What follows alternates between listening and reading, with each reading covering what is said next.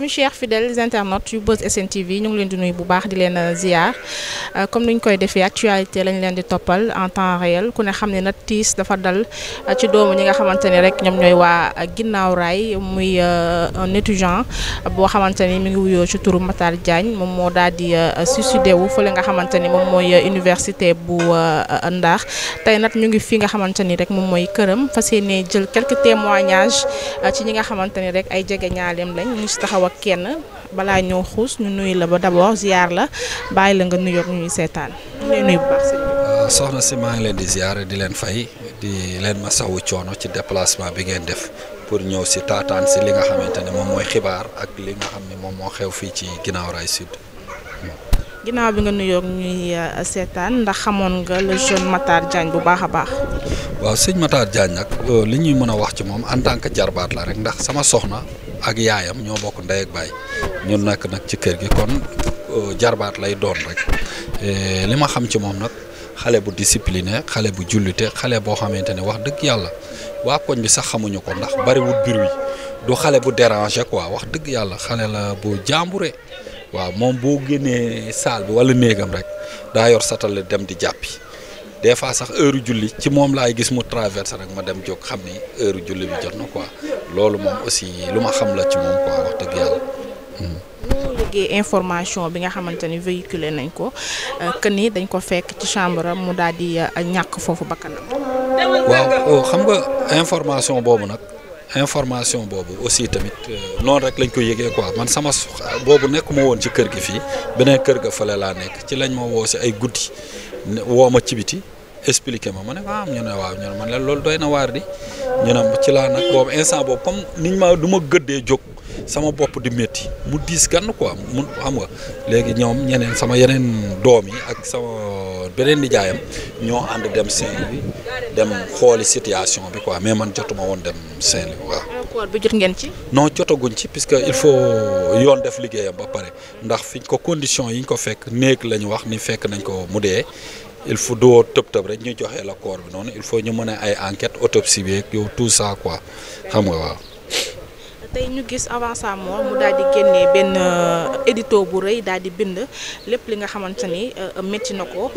ci dundam et tout ba nga gisee lettre boobu noonu naka la def en tant que ndijaayam. waaw man moom jàpp naa bi damaa ubbi Facebook rek di am lu ma doon seet ba yem ci loolu quoi après nag ma dugg ci page bi lire xam nga mais tamit bon lu métti la lu doy waar la bon wax dëgg yàlla. munoo xam doyoo bind bi sax quoi mais daal jàppal ni li mu bind tiis na métti na trop wax dëgg yàlla. ci bind bi il a parlé de maladie bi nga xamante ni am nga ko ndax yéen yëgoon ngeen ne il souffrait de maladie boo xamante ni yéen xamoon ngeen ci dara. non pour dire vrai non ndax man moom wax dëgg yàlla ñun ñoo bokk kër gi mais moom bu duggee ci salle bi wala julli après day jël siège am toog nekk ci ordinateur am bariwul li muy kii. comprendre kon am na loo xamante ni munoo comprendre lan moo ko dal ndax waxu teeg kenn quoi waaw. ba muy wax tamit ci biir édito bi ba tey mi ngi wax li nga xamante ni moom mooy maanaam isolance bi nga xamante ni daf ko nekkee woon du dem ci nit ñi dem di ko interpréter mal ndax moom loolu comportement wam la wala nit ñi ñoo dul woon ñëw envers moom di waxtaan ak moom. waaw xam nga tey nit buy dem. moom mooy dem tey man fi may dem di dund yenn man maa koy xam mais ba jàppal ni daal lu la nit waxut mënoo koo xam li la nit waxul mënoo koo xam mais kër gi fooy moom gisuma wax dëgg yàlla ku mu toogal ne ko sama lii day metti wala sama lay te dégguma aussi tamit nit di ko jàmbat xam nga wax dëgg yàlla kon Val jàpp la ne daal yàlla yóbbu na ko mais leneen lu ci mën a wax tamit man daal wax dëgg yàlla metti na daal foofu fu metti yam waaw waajuram bu jigéen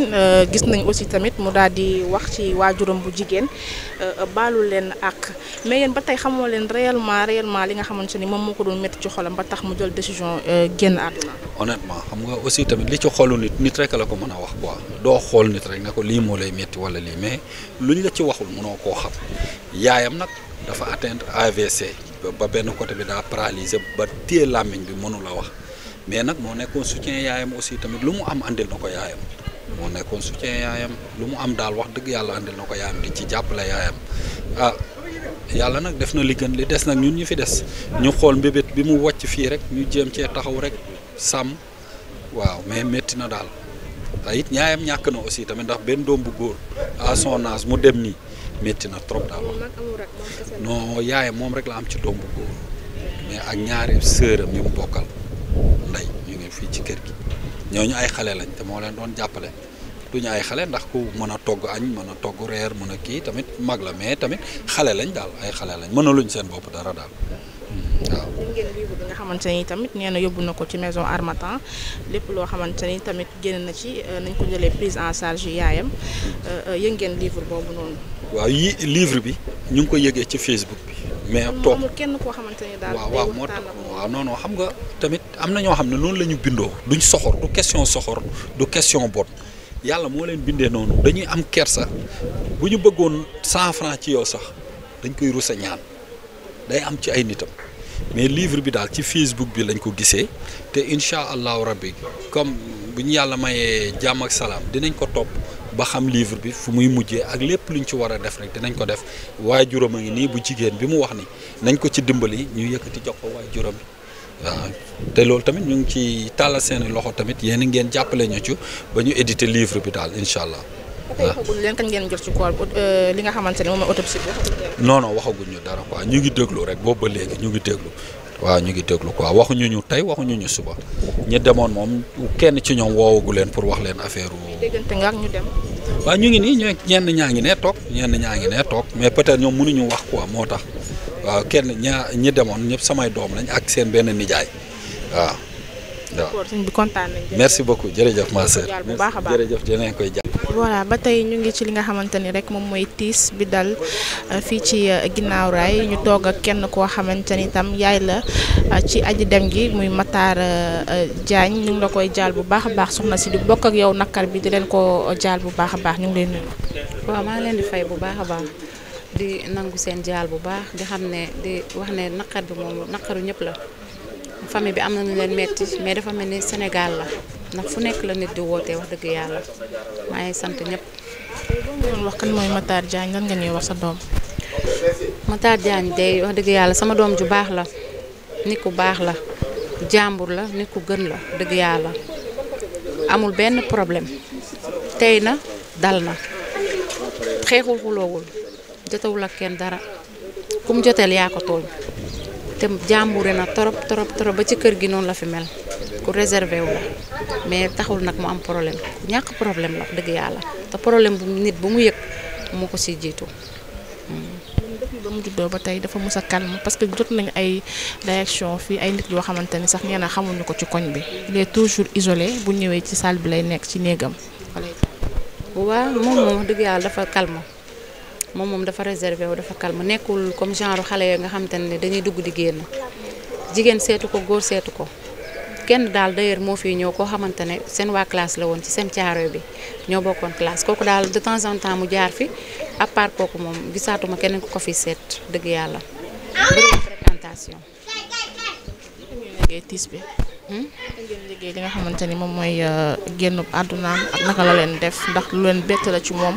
wala da doon woyaale feebar boo xamante ni yéen xam ngeen ci dara comme ni mu ko waxee ci lettre bi nga xamante ni bind na ko. waaw ñun de wax dëgg yàlla yëguñu feebaram yëguñu ni tamit feebar am na ci parce que mësuñu koo wax te mësuñu koo seetlu ci moom wax dëgg yàlla man mi bokkoon naa ci ñu ko doon seetlu bu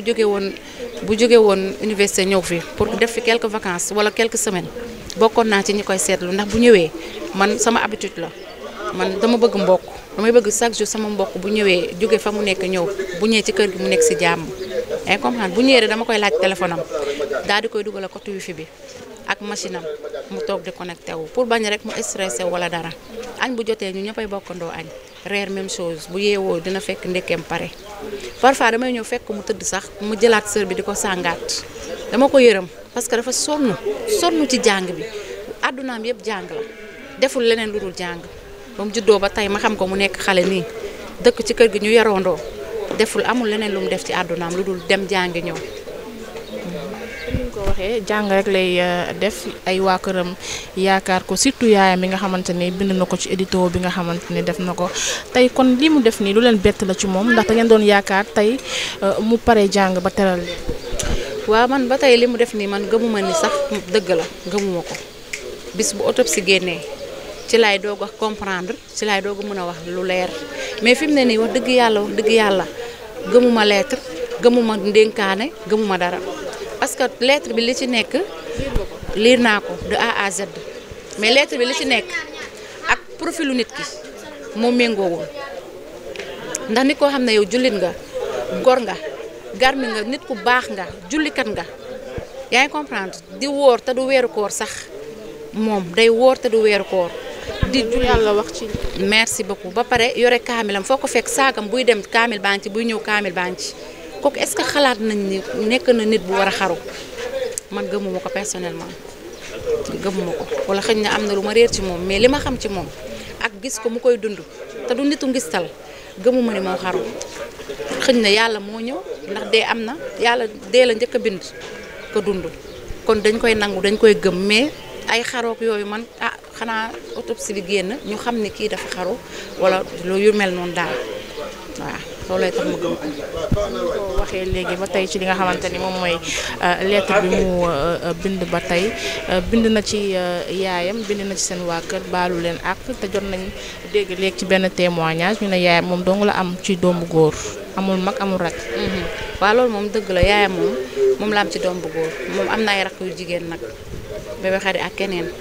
ay comprendre mais moom kese moo ci nekk góor moo tax moom kese lañ yaakaaroon ci moom te kër gi ñu nekk moom kese moo fi jàng ba yegg si fi mu yegg si nii ñun ñëpp dañu am ci moom yaakaar ñii di ko xoolee ay bëtu président ñii di ko xoolee ay procureur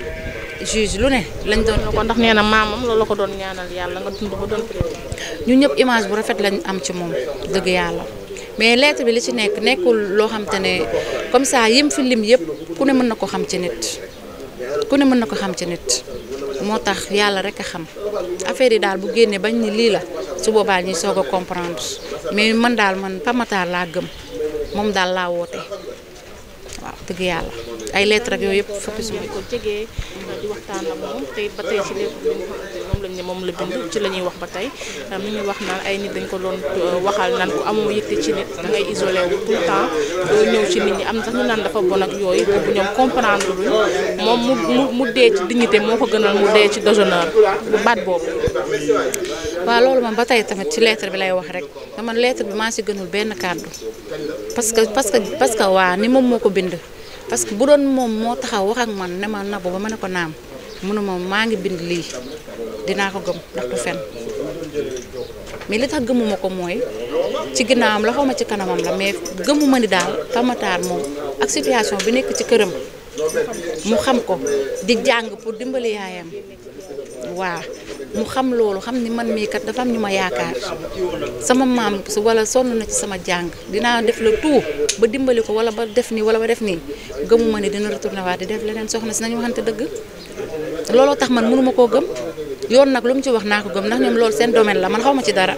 mais man li ma xam sama xam-xam fi mu yem mënuma ko gëm mënuma gëm ni ba tey moom moo bind loolu ndax fii gis nañ fi lu nekk gis nañ sax ku dugg ci machine u jàmbur tàppe bind ñu ni diw la te buñ ko lijjantee ba mu leer keneen lay doon wala ñeneen lay doon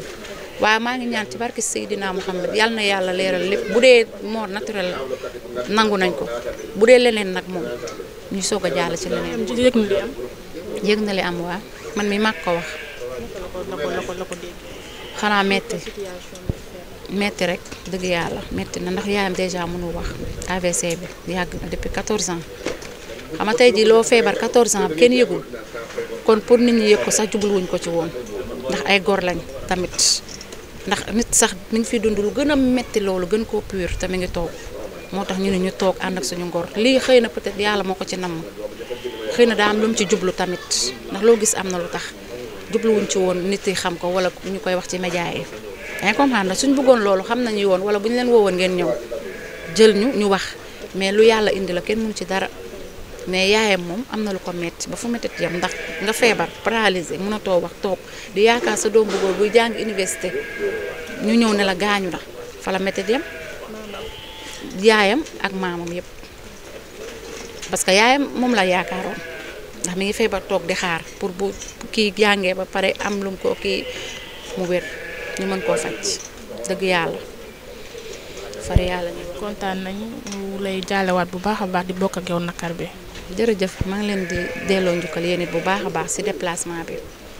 jërë ngeen jëf. voilà ñu ngi bu mu jël dégg nga yow. ñu ngi toog ak tamit kenn koo xamante ni yaayam bi ñu doon waxtaan léegi xaritam la soxna si ñu ngi lay ziar di la nuyu bu baax a baax di bokk ak yéen nakar bi di leen koo jaal bu baax a baax a baax. maa ngi delloo ziar bu baax a baax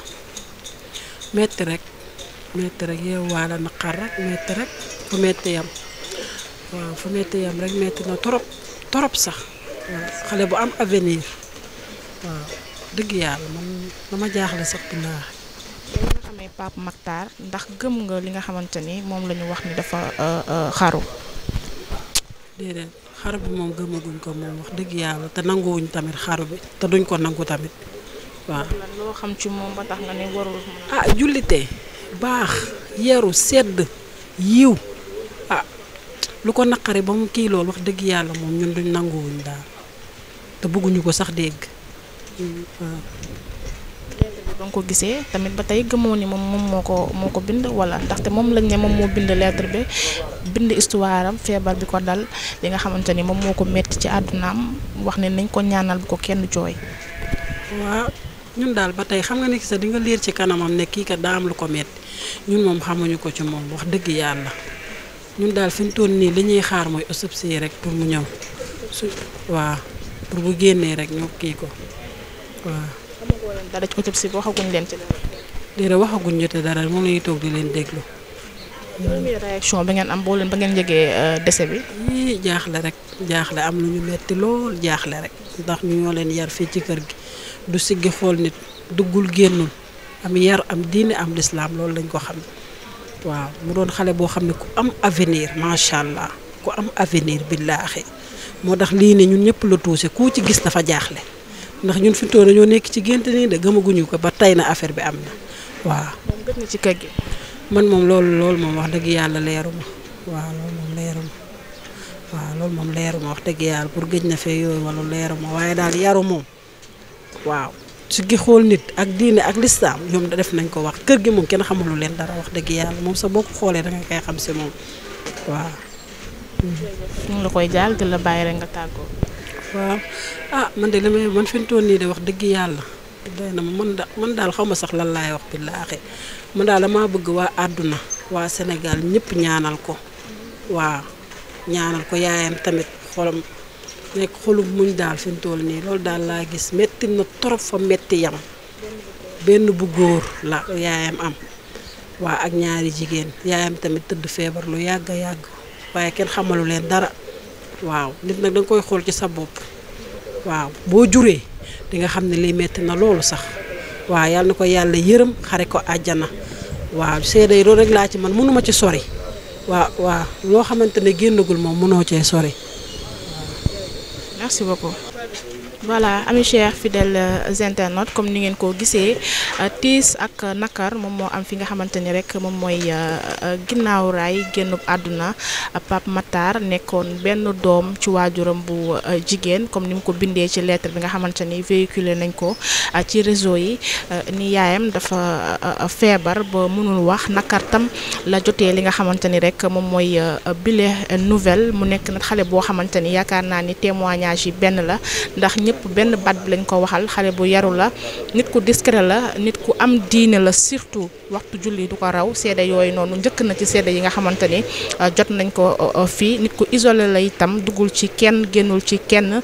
xale bu amoon avenir am la ci jàngam ndax rek comme ni ñu ko bindee ci li nga xamante ni rek moom mooy lettre bi en 2020 ba muy am li nga xamante ni moom mooy baccalauréat wam moom moo nekkoon première du centre ay waajuram yaakaar ko ay famille ñëpp yaakaar ko pour mu génne leen ci situation bi nga xamante ni rek moom la ñu nekk actuellement di ko dund yàlla ñëweek neneen waaye nag bu ñu toogee rakku yaayam bi fii li mu wax tamit leer na ba tey ñoom gëmuñu